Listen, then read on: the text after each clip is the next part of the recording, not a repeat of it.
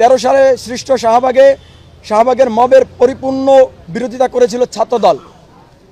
শাহবাগ বিরোধী ঐক্যের অন্যতম নিয়ামক শক্তি হিসেবে আমরা ছাত্রদলকে পাশে পাবো ভেবেছিলাম, কিন্তু শাহবাগ নিয়ে ছাত্রদলের বর্তমান স্ট্যান্ড চরমভাবে প্রশ্নবিদ্ধ।